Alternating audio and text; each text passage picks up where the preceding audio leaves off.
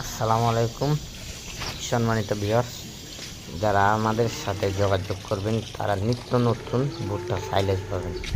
আমাদের গরুকে আমরা বিভিন্ন জাতের ঘাস খাওয়াই থাকি, কিন্তু আমরা আপনাদের সেবামূলক কাজ করে থাকি ভুট্টার সাইলেজ দিয়ে।